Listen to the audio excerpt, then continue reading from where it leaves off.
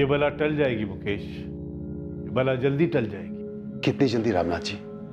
बहुत जल्दी। एक अरसे से पूरा समय ही चल रहा है, ये दशा कब तक चलेगी?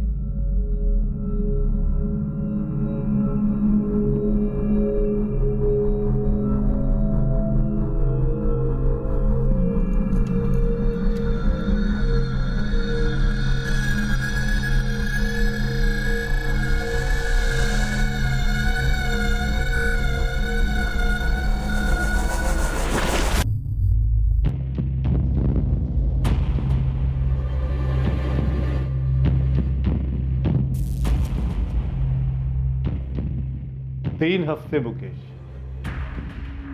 सिर्फ 3 हफ्ते। 3 हफ्तों के बाद तुम्हारी तकदीर बदल जाएगी मुकेश। उज्जवल भविष्य नजर आ रहा है मुझे। तुम्हारे आसपास जितनी भी मुश्किलें हैं सब धीरे धीरे गायब हो जाएगी। बहुत बहुत धन्यवाद रामनाथ जी, बहुत बहुत धन्यवाद। आप जैसा कहेंगे मैं वही करने के लिए तैयार हूं। बस एक बार ये दशा टल जाए। क्या किसी इंसान के पास दूसरे इंसान का भविष्य देखने की शक्ति हो सकती है? क्या कोई किसी के आने वाले कल को अच्छे या बुरे कल में बदल सकता है? क्या जीवन के गंभीर मसलों का हल चमत्कारी ताकतों से पाया जा सकता है?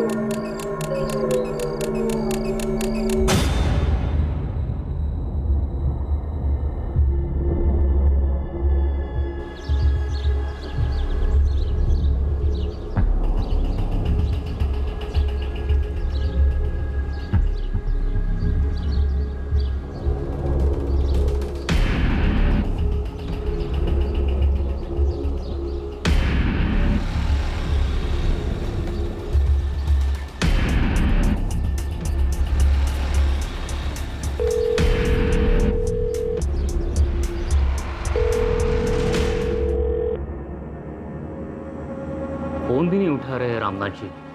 3 दिन से ताला लगा है रामनाथ जी के घर पर। ऐसे कहीं जाती थी तो गायत्री भाभी हमेशा मुझे बताती थी। इस बार किसी को नहीं बताया।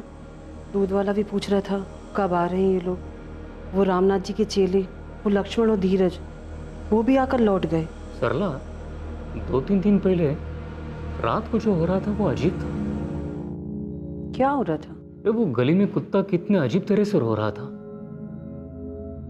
कुछ मनहूस हो रहा था। ये कैसी बातें कर रहे हो? आप भी रामनाथ जी की तरह बातें करने लगे हो। नहीं, मुझे यहाँ कुछ ठीक नहीं लग रहा है। मैं रामनाथ जी के छोटे भाई आनंद को फोन लगाता हूँ।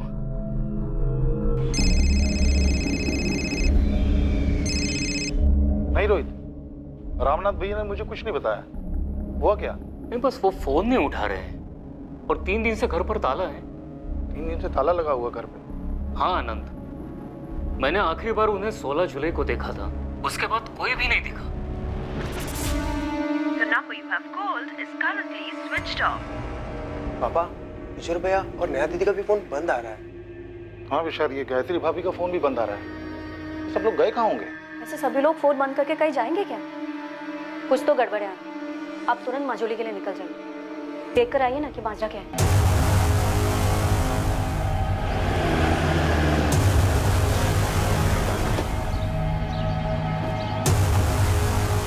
सर, मैं आनंद दीक्षित, रामनाथ दीक्षित का छोटा भाई। हो सकता है वो किसी ऐसी जगह पर गए हों जहां मोबाइल का नेटवर्क ना मिलता हो। नहीं सर, ये रोहित जी हैं, भैया के पड़ोसी। सर, ये धीरज है, ये लक्ष्मण है, भैया के शिष्य हैं। इनमें से किसी को भैया ने कुछ बताया नहीं कहीं जाने के प्लान के बारे में। तो आप चाहते हैं कि हम ताला तोड़े और अंदर देखें? मुझे लगता है यही ठीक रहेगा सर।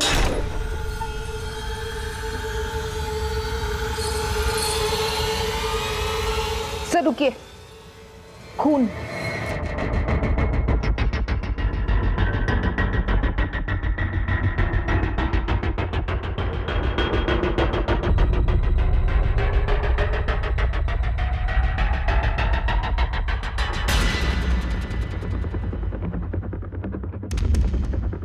भाविका, अंदर देखो। Yes sir.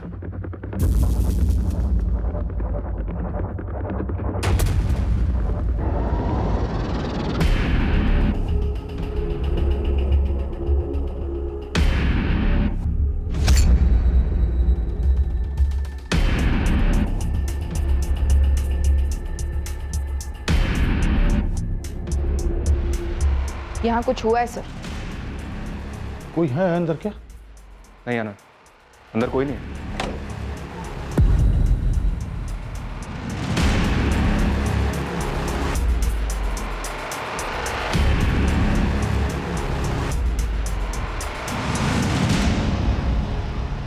यहाँ जिस तरह से कपड़े बिखरे हुए हैं, लग रहा है जैसे कोई कुछ ढूंढ रहा था। सर, दूसरे वाले बेडरूम की अलमारी और लॉकर भी खोले गए। सर, अलमारी आधी खुली हुई थी, लॉकर भी मैंने खुला पाया, पूरा खाली। ये रामनाथ जी तिजोरी में जेवर कैश कुछ रखते थे क्या? ओके सर, रामनाथ भैया के जितने क्लाइंट हैं, मतलब जितने लोग मिलने आते हैं, वो कैश में पेमेंट करते हैं। कभी कभार तो गोल्ड में पेमेंट हो। गोल्ड में?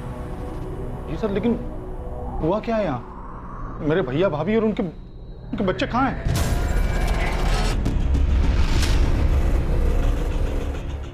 तोमर, फॉरेंसिक टीम को तुरंत आने को कहो। यहाँ कुछ तो हुआ है। सर, घर के पीछे वाले आंगन में आइए, कुछ हुआ है वहां।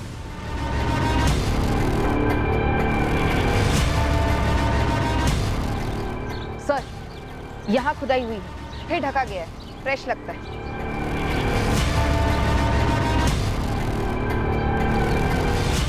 मुझे आइडिया नहीं सर, मैं यहाँ भैया के यहाँ काफी अरसे बाद आया। और ये जमीन कुछ ज्यादा ही खोदी गई है सर। सर, घर के अंदर खून के धब्बे तो हैं, लेकिन कोई लाशें नहीं। हो सकता है यहाँ हो। अब जो जमीन के अंदर से सामने आने वाला था, उससे सिर्फ मझौली गांव नहीं बल्कि पूरे राज्य के लोगों के पैरों तले जमीन खिसकने वाली थी। और रामनाथ दीक्षित के घर हुआ यह रहस्यमय कांड पुलिस के लिए काफी पेचीदा साबित होने जा रहा था।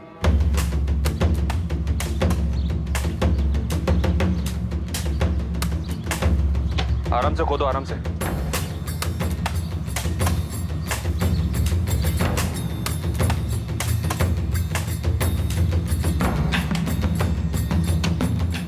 सर, अभी तक तो हमारे हाथ कुछ नहीं लगा, लेकिन सर यहाँ जरूर कुछ मिलेगा।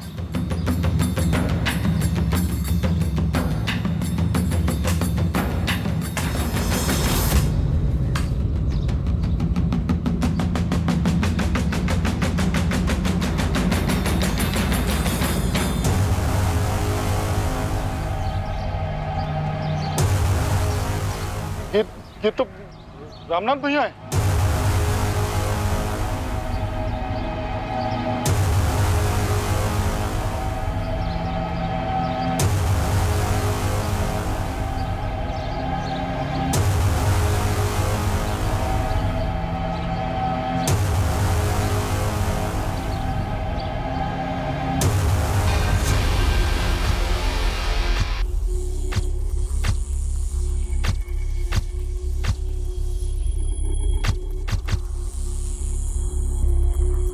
चारों पर छुरे जैसे किसी हथियार से वार किया गया है। सबकी जगुलर वेन काटी गई है। ये गले की ये नस। ऐसी हालत में मौत ऑन द स्पॉट होती है। हमला एकदम अचानक किया गया होगा, क्योंकि पड़ोसियों ने किसी भी तरह की कोई आवाज नहीं सुनी। हमने तो कोई चीखने चिल्लाने की आवाज नहीं सुनी सर। 17 तारीख की सुबह से ये लोग दिखे ही नहीं, तब से ताले लगा है घर पे। लक्ष्मण, धीरज, क्या लगता है तुम्हें? रामनाथ जी के पास 16 की रात को कौन आया होगा जो ऐसा कर गया? पता नहीं साहब, 16 की शाम को गुरुजी के साथ बैठक हुई, उसके बाद मैं अपने घर चला गया। मैं भी साहब, मैं और लक्ष्मण साथ ही निकले थे।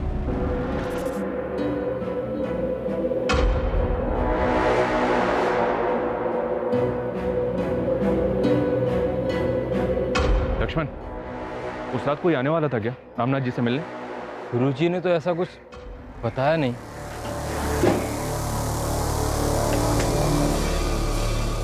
सर, ये 4 फोन्स ड्रॉअर में से मिले।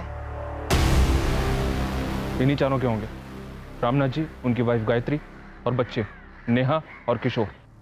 कम से कम 72 घंटे। 72 घंटे, इससे ज्यादा हो भी नहीं सकते, क्योंकि 16 जून की शाम को इन सबको देखा गया था और 17 तारीख से घर पर ताला लगा है। अजीब बात है इंस्पेक्टर, 16 की रात 4-4 कत्ल होते हैं, लेकिन पड़ोसी को भनक तक नहीं लगी।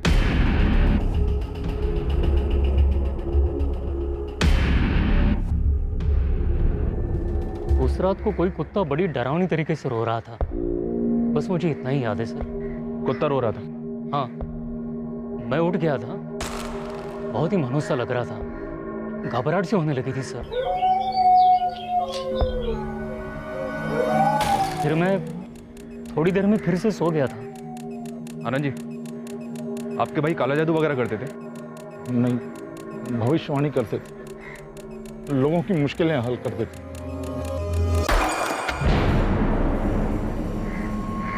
तुम दोनों रामनाथ जी से क्या सीख रहे थे? ज्योतिष विद्या मैडम। लोगों का भविष्य देखकर उपाय बताना। आनंद जी, आपके भाई की किसके साथ ऐसी जानी दुश्मनी थी जिसने परिवार सहित उनका कत्ल कर दिया?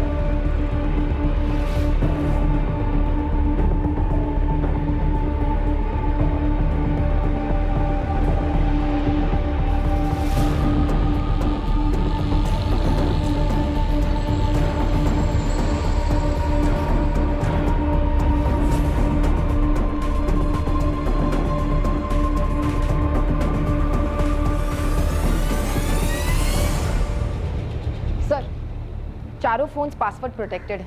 ट्रैक करने के लिए जबलपुर भेज रही हूँ। गुड। और फॉरेंसिक ऑफिसर को बोलना जितना ज्यादा जल्दी हो सके उतना जल्दी। घर से कुछ पता चला क्या क्या चुराया गया? रामनाथ जी के भाई आनंद को एग्जैक्टली तो नहीं पता, लेकिन उनका इतना कहना है कि लॉकर में काफी कैश और ज्वेलरी रही होगी।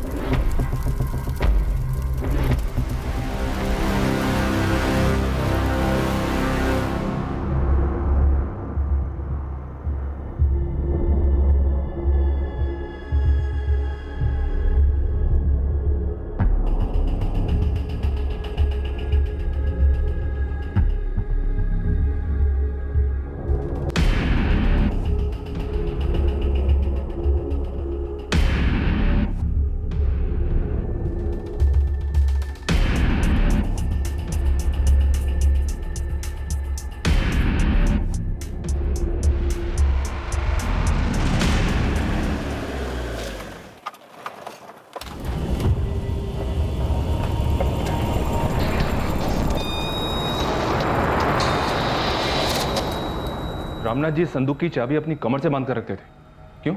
हाँ साहब, ये संदूक कोई और खोलता नहीं था, सिर्फ गुरुजी ही खोलते थे। अब तुम खोलो, ये लो, खोलो।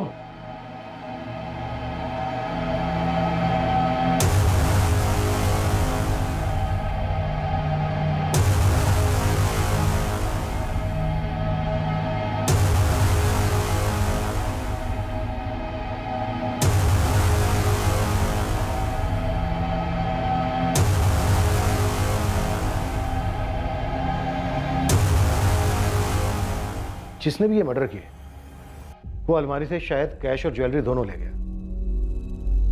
फिर उसने एक संदूक क्यों नहीं खोला होगा? हमें कैसे पता होगा साहब? ये संदूक के अंदर क्या चीज़ें हैं? साहब ये गुरुजी की चीज़ें हैं। हमारे लिए तो संदूक को छूना भी मना था। ये उनके तंत्र मंत्र का सामान है क्या? साहब हमें सच में नहीं पता। लक्ष्मण, धीरज, ऐसा कौन हो सकता है जो तुम्हारे गुरुजी और उनके पूरे परिवार की हत्या कर दे? साहब मुझे नहीं लगता ऐसा कोई था, और अगर कोई था तो मुझे कोई अंदाज़ा नहीं है। साहब मुझे भी नहीं पता। गुरुजी और उनके परिवार को कोई क्यों मारेगा? वो तो बहुत भले आदमी थे। उन्होंने तो कभी किसी का बुरा भी नहीं किया। तुम दोनों का इस घर में बराबर आना जाना था। अब तुम दोनों हमें ये बताओ, ऐसा और कौन है जो हमारी मदद कर सकता है? वो गोपाल से आपने बात की? गोपाल जोशी। गोपाल रामनाथ दीक्षित के शिष्य हो तुम? जी, काफी कुछ सिखाया है गुरुजी ने मुझे। उनकी दी गई विद्या से, उनकी कृपा से आज मेरा खुद का व्यवसाय जम गया। आखिरी बार कब मिले थे रामनाथ दीक्षित से? कुछ रोज पहले रास्ते पे मिले थे। हमेशा की तरह उनका मुस्कुराता हुआ चेहरा। गोपाल रामनाथ दीक्षित को गला काट के मार दिया गया,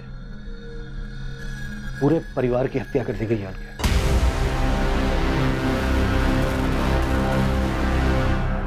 सर देर रात हुआ होगा।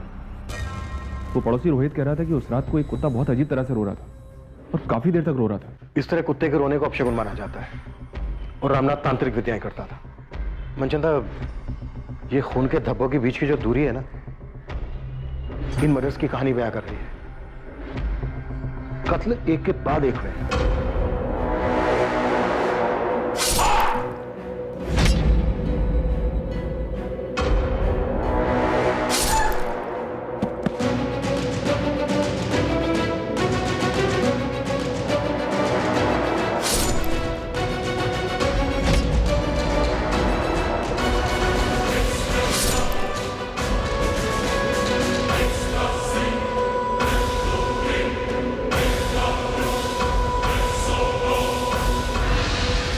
सिर्फ इतना ही नहीं, रामनाथ दीक्षित की पत्नी गायत्री और उनकी बेटी नेहा के साथ बलात्कार भी किया गया। यह बलात्कार कत्ल के बाद हुआ है inspector. Doctor, you mean necrophilia? Yes, necrophilia, लाशों के साथ संभोग की विकृति। कौन हो सकता है वो जो ये सब कर सकता है? सर मुझे समझ में नहीं आ रहा कौन कर सकता है। रामनाथ जी जैसे भले इंसान, उनका भला परिवार, और ये हमला सिर्फ चोरी के इरादे से किया गया हो, ऐसा बिल्कुल नहीं। 4-4 मर्डर करना, घर लूटना, फिर चारों लाशों को यहाँ घर के पीछे के आंगन में दफनाना, ये मर्डर्स लूट और चोरी की वजह से किए गए नहीं लगते। क्योंकि अगर ऐसा होता तो लाशों को दफनाता क्यों? Right sir. डाका डालने वाले अक्सर मर्डर्स करते हैं, सेक्सुअल असॉल्ट भी करते हैं। कब्रें खोदने के लिए कोई इतनी मेहनत करेगा? वक्त जाया करेगा? बिल्कुल नहीं। और जो चोरी हुई है वो इतनी चालाकी के साथ हुई है कि पहले हमारी नजर में ही नहीं आई।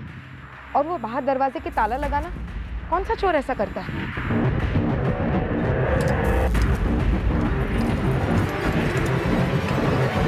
ये कोई निजी मसला है। या तो ये किसी जान पहचान वाले बहुत ही करीबी इंसान ने किया है, या फिर किसी से करवाया है बाकायदा डिटेल्ड इंस्ट्रक्शंस के साथ। कौन कहां पर होगा, क्या कैसे करना है, और क्या चीज कहां पर मिलेगी। लक्ष्मण और धीरज ने हमें बताया कि 1 साल पहले तक तुम अपने गुरु और उनके परिवार के काफी करीब थे। सर करीब था क्योंकि गुरु थे मेरे। जैसा कि मैंने आपको बताया कि आज मैं जो कुछ भी अपने पैरों पे खड़ा हूं तो सिर्फ गुरु जी की वजह से। कौन हो सकता है वो जो इतनी नफरत करता था उनसे? बोलो गोपाल।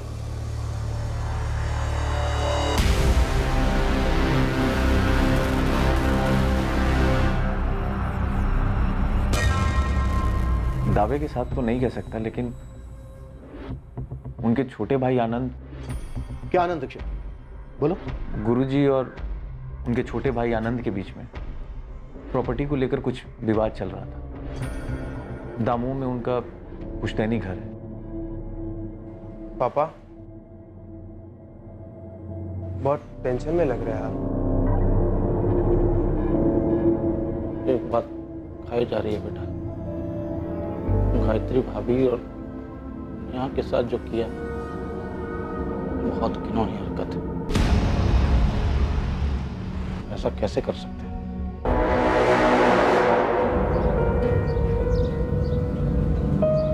लक्ष्मण, क्या तू भी वही सोच रहा है जो मैं सोच रहा हूँ?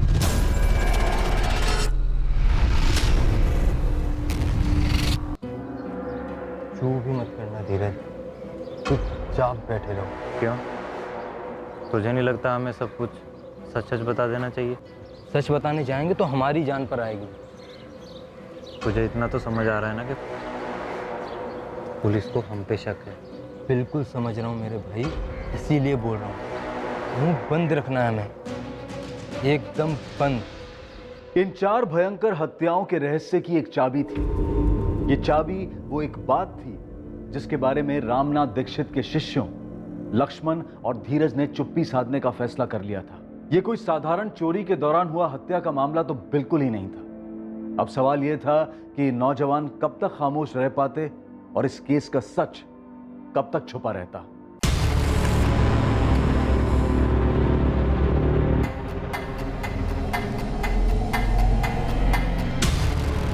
The number you have called is currently switched off. गिरी, ये नंबर 4445791124 फोन कंपनी से पता करो किसका है, अर्जेंट। जी मैडम।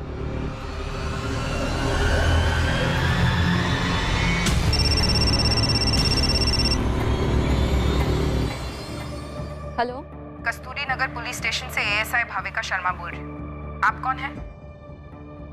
जी मैं श्रेया गोयल बोल रही हूँ। तुम्हारी और किशोर दीक्षित की काफी बात होती थी फोन पर। जी हाँ, हम दोस्त थे। तो तुम्हें तो पता ही होगा किशोर दीक्षित का मर्डर हो गया है।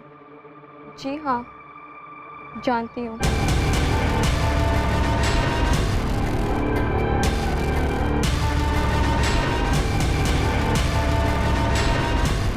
साहब मैंने पता किया, दमोह में पुश्तैनी घर को लेकर दोनों भाइयों में काफी खटास थी। तो ये गोपाल जो बता रहा था रामनाथ के भाई आनंद के बारे में, वो सच है? बिल्कुल सच है। एक मिनट गोपाल, रहने दो इसे। ये मेरा छोटा भाई ये चाहता है कि वो दमोह वाला घर में पूरा इसके नाम कर। 15 लाख देने थे, 8 दे चुका है, 7 बाकी। मैं इससे कह रहा हूं कि भाई वो 7 लाख दे दो तो मैं कागजात पे साइन कर देता हूं। मैं गलत कर रहा हूं? बिल्कुल गलत नहीं कह रहे हैं आप। अगर आपकी जगह पे आनंद जी होते तो क्या वो साइन करते? अपना काम करो गोपाल। और भैया, घर के मामले में बाहर वालों को क्यों ला रहे हैं आप? 7 लाख देने दे दूंगा मैं। कहीं भागा जा रहा हूँ क्या? अरे तो मैं भी कहां भागा जा रहा हूं आनंद। देखो भाई, हिसाब साफ होना चाहिए, आसानी रहेगी सबके लिए। अब रामनाथ तो रहा नहीं और ना उसका परिवार, तो सारी जमीन अब सिर्फ आनंद दीक्षित की। हाँ मैम, मुझे किशोर के लिए डर था और पहले से ही था। क्यों? उसके पापा कॉर्पोरेटर हैं। किसके पापा? सूरज के पापा। और सूरज ने किशोर को धमकी दी थी। किशोर नहीं, किशोर, किशोर छोड़ो उसे, किशोर, किशोर मत करो, छोड़ो उसे, सूरज नहीं, किशोर, किशोर, क्या कर रही हो तुम? होश में दो। श्रेया, तुम पहले मेरी गर्लफ्रेंड थी।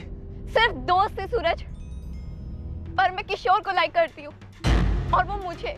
तो तू पीछे रह साले।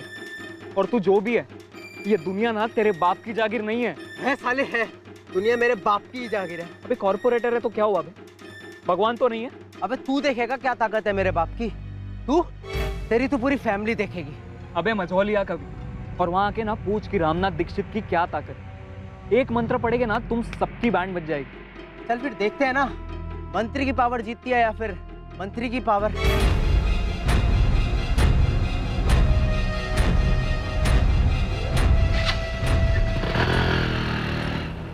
मैं किशोर के लिए डरती थी। सूरज ने किशोर को धमकाया था कि वो उसको और उसकी फैमिली को सबक सिखाएगा। जब 3 दिन तक मैं किशोर से कांटेक्ट नहीं कर पाई, उस दौरान मुझे सूरज मिला। श्रेया, बैठना, कॉलेज ड्रॉप कर देता हूँ तुझे। No thank you. अच्छा सुन ना यार, वो नहीं दिख रहा, क्या नाम था उसका? हाँ किशोर, कहाँ गया? सूरज, किशोर कहाँ है? मुझे क्या पता, ध्यान लगा कर बैठा होगा ना अपने बाप जैसी पावर पाने के लिए। मैं पूछ रही हूँ किशोर कहाँ है? देख श्रेया, तेरे लिए अच्छा यही रहेगा कि तू भूल जा उसको। तू मेरी है, लौट आ मेरे पास, तुझे वापस आना ही होगा। तुम्हें लगता है सूरज का कोई हाथ है इस हत्याकांड में? वो बहुत पावरफुल लोग हैं, उनके कनेक्शंस ऊपर तक हैं। वो कुछ भी कर सकते हैं या करवा सकते हैं मैम।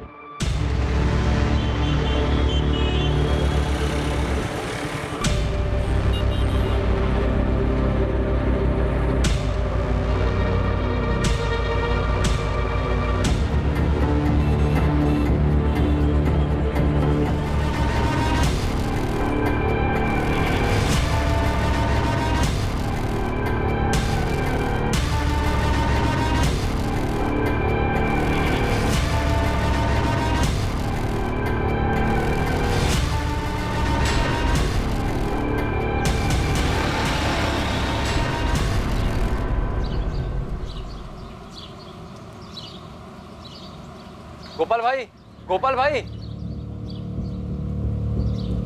भैया, वो लक्ष्मण और धीरज मिलने आए हैं।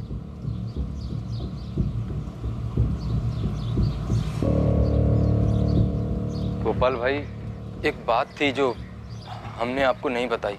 क्या? पुलिस ने लक्ष्मण से गुरुजी की संदूक खुलवाई। और क्या धीरज? क्या हुआ लक्ष्मण? संदूक में नहीं थी वो। हमें पता है आनंद, तुम्हारी अपने भाई रामनाथ दीक्षित के साथ अनबन चल रही थी पुश्तैनी घर को लेकर। इस वक्त हमारे पास कोई सबूत नहीं है जो तुम्हें इस जुर्म से जोड़े। अब तुम्हें बताओ, तुम अपना जुर्म खुद कबूल करोगे या फिर हम हमारे तरीके से कबूल करवाएं? कम से कम 2 लोग थे, शायद 3, जिन्होंने रामनाथ दीक्षित और उनके परिवार की हत्या की। इस सब की लाशों को घर की बैक साइड में दफना दिया। और इतना ही नहीं, तुम्हारी भाभी और भतीजी के साथ उन्होंने रेप भी किया है। ये किराए के लोग भी हो सकते हैं और एक ना एक दिन हम इन्हें धर ही लेंगे। फिर ये लोग हमें बताएंगे कि किसने उन्हें सुपारी दी थी।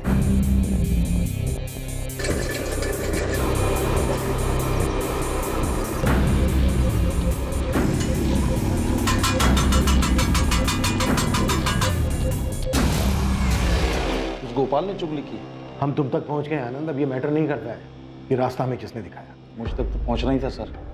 मेरे और भैया के बीच में पुश्तैनी मकान को लेकर इतना बड़ा मसला चल रहा था, सबको मालूम था।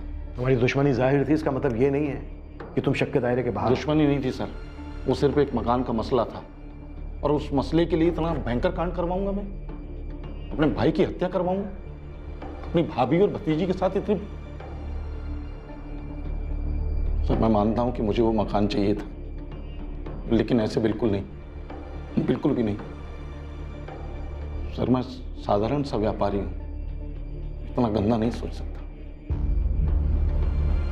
मेरे भैया और भाभी को, बच्चों को, सबको मार डाला गया, उसके पीछे कोई और कारण है सर। और क्या है ये कारण? सर मेरे भैया बहुत कम उम्र से इस सब में शामिल थे। उनके पास दैवी शक्तियां थी। उनको लोगों की समस्याओं के बारे में पहले ही मालूम पड़ जाता था और लोगों की समस्याओं को दूर करने की शक्तियां थी उनके पास। हमारे पास भी शक्तियां मुजरिम तक पहुंचने की, फिर चाहे मुजरिम ने कितनी भी चालाकी की। तो लगाइए ना शक्तियां, क्योंकि आपका मुजरिम मैं नहीं हूं। रामनाथ दीक्षित मेरे सगे भाई थे। माधव रघुवंशी नाम है सर। रामनाथ की बेटी नेहा के कॉल रिकॉर्ड्स में काफी बार आया है। 16 जुलाई को उसे आखिरी कॉल इस माधव रघुवंशी के फोन से ही गया था। माधव, अब हमारे पास बस एक ही रास्ता है। मैं कब से तैयार हूँ। तुम तैयार हो? ठीक से सोच लो, सच में तैयार हो? मैं तैयार हूँ। मैं तुम्हारी होने के लिए कुछ भी कर सकती हूँ। तो आज रात कर दें? हाँ, जब बोलो तब। 16 जुलाई की रात को फैमिली का एक कॉल्स में से ये लास्ट कॉल था? जी सर। इस माधव को ले आओ। हो सकता है नेहा ने माधव को कुछ बताया हो, उस रात कुछ हुआ हो इस कांड से। जी सर, माधव को मैं अभी बुलाती हूँ। और sir, Manchanda sir corporator Dharmendra Gupta के बेटे सूरज गुप्ता को उठाने गए हैं।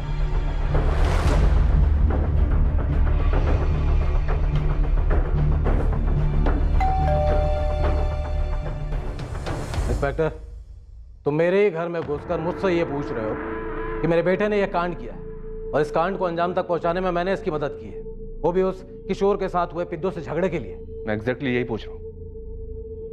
आप कोऑपरेट करेंगे तो सबके लिए अच्छा होगा। काफी बहादुर हो सब इंस्पेक्टर कुशल मनचंदा। उस श्रेया ने कान भरे हैं ना आपके, लेकिन उसने ये तो नहीं बताया होगा कि उसके किशोर ने क्या धमकी दी थी मुझे। किशोर और उसके परिवार वाले मारे गए, हत्या उनकी हुई है।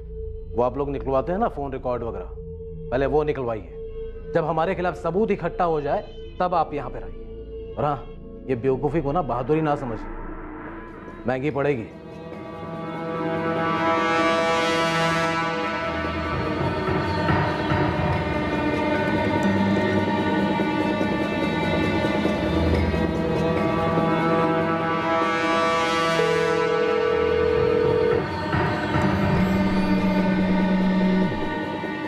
तुझे दिखता क्यों नहीं है? हमारी तकदीर में था मिलना और तकदीर ही मिला रही है।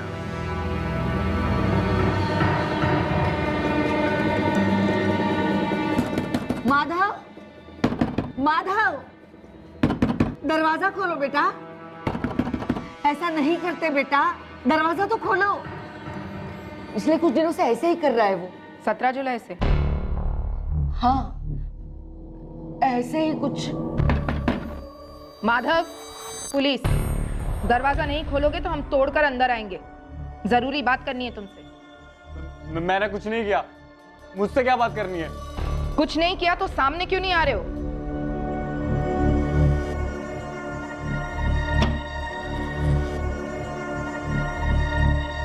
सोलह जुलाई की शाम को उस घर में आखिरी कॉल तुम्हारा था, नेहा दीक्षित को। क्या बात करनी है आपको? बात थाने में होगी। देखो माधव, चुप रहकर तुम अपनी खुद की कब्र खोद रहे हो और हमें यह सोचने पर मजबूर कर रहे हो कि रामनाथ और उसके परिवार की कब्र तुम ही ने खोदी। नहीं सर, ये क्या बोल रहे हैं आप? तो सच क्या है? क्या हुआ था?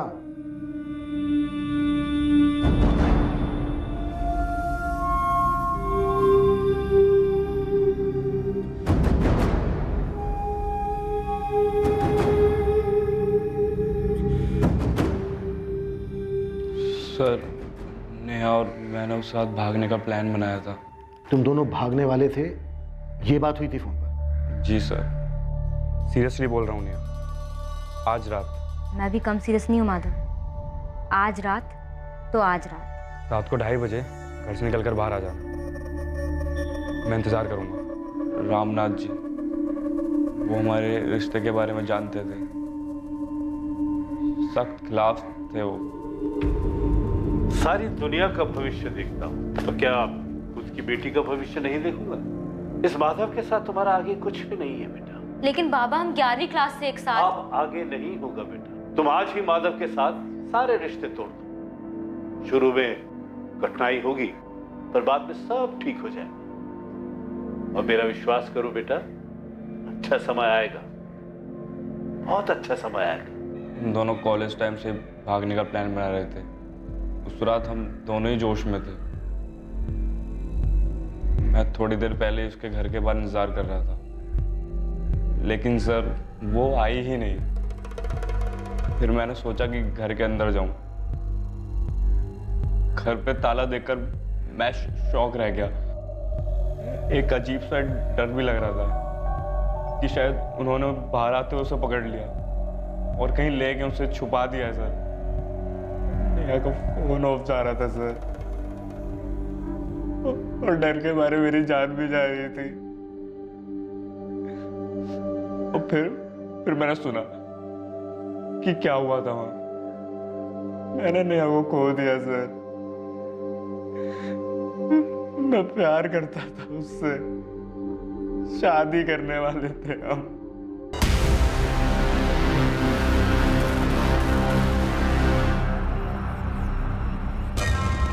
सर, इस माधव को क्लीन चिट देना बनता नहीं, कुछ तो छुपा रहा है। उसी रात भागने का प्लान बनाना अटपटा लगता है। सर, मुझे लगता है कॉर्पोरेटर धर्मेंद्र गुप्ता और उसका बिगड़ा बेटा सूरज, ये दोनों इस कांड में शामिल हैं। और मैंने अभी तक आनंद दीक्षित को क्लीन चिट दी नहीं। मुझे उसका मोटिव स्ट्रांग लग रहा है।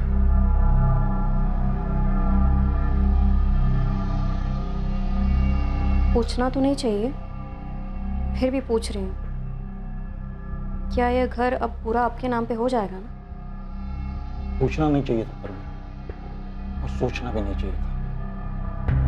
सोच लिया और पूछ लिया तो एक बात ध्यान से सुनो, या मोहल्ले की औरतों के साथ गपशप में इस बात का जिक्र गलती से भी नहीं आना चाहिए। दुनिया भर के लोगों को आने वाले खतरे की चेतावनी देते रहे भैया, और अपने ऊपर टूटने वाले खतरे को भांप नहीं पाए। क्या पुलिस को संदूक में से यंत्र मिला?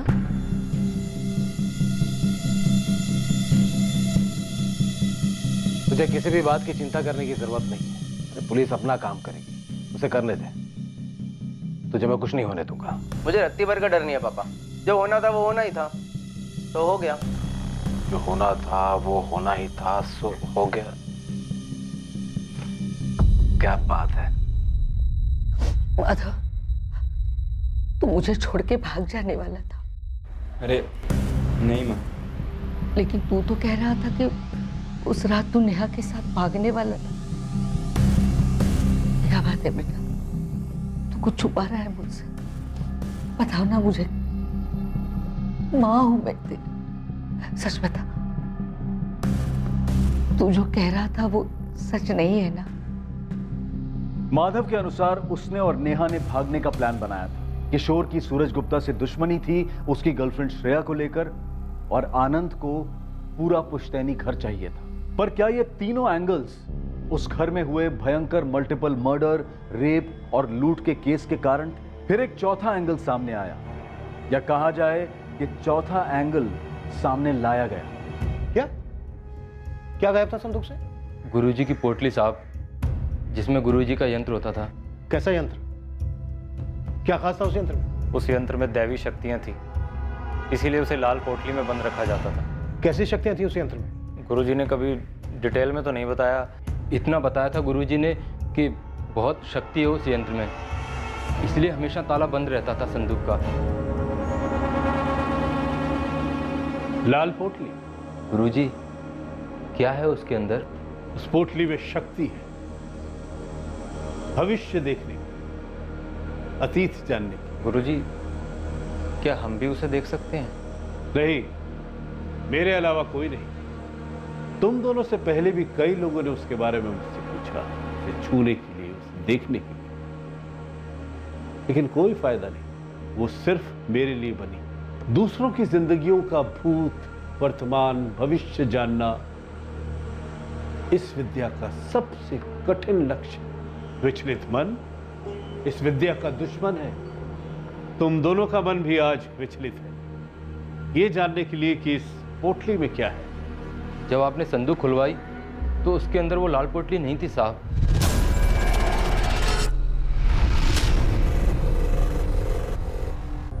और ये बात तुम लोग अब हमें बता रहे हो? साहब, हम डर गए थे। हमें लगा कोई है जो इस यंत्र की ताकत को जानता है, उसी ने उसे चुराया है, और अब गुरुजी की शक्तियां उसके अंदर भी आ गई हैं। और हमने मुंह खोला तो वो हमें कुछ कर सकता है।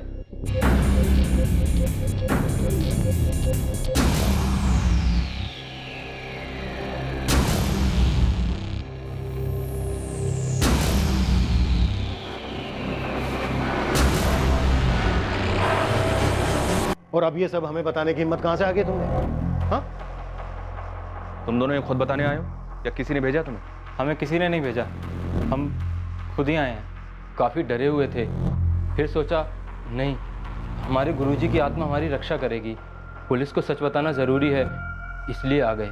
और साहब, जो आदमी ऐसा कर सकता है वो एक तांत्रिक ही होना चाहिए, और वो साहब, हम दोनों को लगता है कि वो... क्या वो? कौन तांत्रिक हो सकता है वो? कौन तांत्रिक हो सकता है वो? वो गोपाल जोशी हो सकते हैं। संदूक में वो लाल पोटली नहीं थी, यंत्र कोई चुरा ले गया है। क्या गुरुजी और उनके परिवार का कत्ल उस यंत्र के लिए किया गया था? बकवास मत करो। पढ़ा नहीं तुम लोगों ने कि गुरुजी की पत्नी और उनकी बेटी के साथ क्या हुआ? कोई भी भक्त या गुरु ऐसा कभी नहीं करवाएगा। गोपाल भाई, आप ही बताइए हम क्या करें? पुलिस ने उनके सामने हमसे संदूक खुलवाई, उसमें लाल पोटली नहीं थी। ये लाल पोटली वाली बात पुलिस को बतानी चाहिए कि यंत्र के लिए कत्ल हुआ है। नहीं हुआ। तुम दोनों ये यंत्र की बात भुला दो, और पुलिस भी ये यंत्र मंत्र की बात पे विश्वास नहीं करती। यहाँ माजरा कुछ और ही है। यंत्र गायब है। तो होने दो गायब। याद करो, उस यंत्र को सिर्फ हमारे गुरुजी इस्तेमाल कर सकते थे और वो नहीं चाहते थे कि उसे कोई और छुए भी। मेरी राय मानो, तुम लोग उस यंत्र के बारे में बात तक मत करो। गोपाल भाई की सलाह हमें अजीब लगी साहब। साहब उन्हें तो सीधे सीधे कहना चाहिए था कि पुलिस को जाकर सब बता दो, लेकिन उन्होंने ऐसा नहीं किया। तभी हमें गोपाल भाई पर शक हुआ।